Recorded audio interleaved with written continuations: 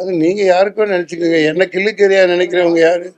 அது நீங்க நினைச்சுக்கோங்க. மோதிக்கு சொன்னதா நீங்க நினைச்சுக்கோங்க. யாருக்கு சொன்னதா நினைச்சுக்கோங்க. அப்புறம் அதுக்கு ஒரு பஞ்சாயத்து வச்சு அதுக்கு ஒரு கேஸ் போட்டு அதுக்கு ஒரு ஆணைய நோட்டீஸ் வருதுக்கா? இனிமேல் எல்லாம் தமிழ்ல மண்டையில மிளகா அரைக்க முடியாது. விடமாட்டோம். என்ன வெங்காயத்துக்கு மன்னிப்பு கேட்கணும்? முட்டாள்தனமா என்கிட்ட பேசிட்டு இருக்கிற. மன்னிப்பு அவங்க தான் கேட்கணும். என் மேல டிஃபமேஷன் நான் தான் அவங்க மேல போடணும். போயிட்டு வாங்க. நன்றி, வணக்கம். ஐயோ, நான் நடிக்கவே இல்லப்பா. நான் லியோ படமே வேணாம்ப்பா. எனக்கு வேணாம்ப்பா. இனிமேல் லோகேஷ் கனகராஜ் அவர் கேள்விப்படாம என்ன கண்டிச்சார்ல, நான் கோச்சுக்கிட்டேன்னு சொல்லுங்க.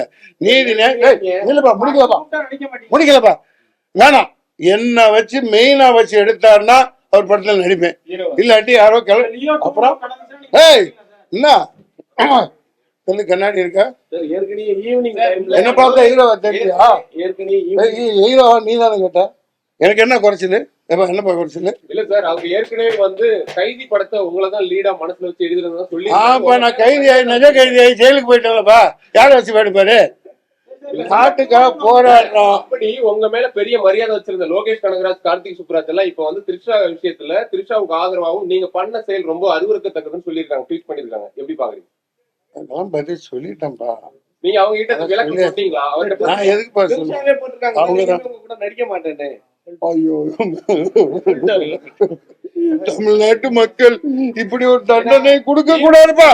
தமிழ்நாட்டு மக்கள் வந்து ஒரு இது ட்வீட் போடுறீங்க. பதில் சொல்றேன். நான் இதை ட்வீட் போடுறேன். தம்பி கனகராஜை பத்தி என்ன பில்டப் பண்ணிட்டு இப்படி போறீங்கன்னு காலையில அதை மாத்துறீங்க. திருப்பி திரிஷாக்கும் அதே மாதிரியா தான் சொல்றீங்க. தம்பி, நான் எனக்கு ட்விட்டுக்கு என்னமே தெரியாது. என் பையன் ஏதோ அதுக்கு பேர் என்னப்பா, இன்ஸ்டாகிராமா அட்மின் போட்டாங்க. அதுக்கு பேர் அட்மினா?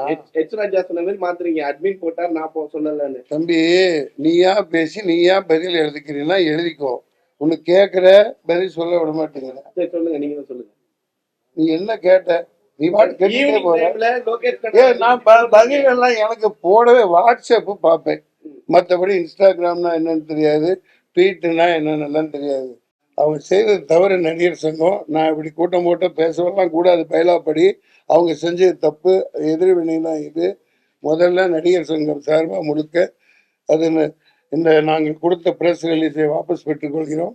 மன்சூர் அலிகான் மீது முறையாக விசாரணை செய்து தீர்ப்பு அளிக்கப்படும். என்ன மாதிரி என்னவோ அவங்க நீதியோ அவங்க பேசணும்.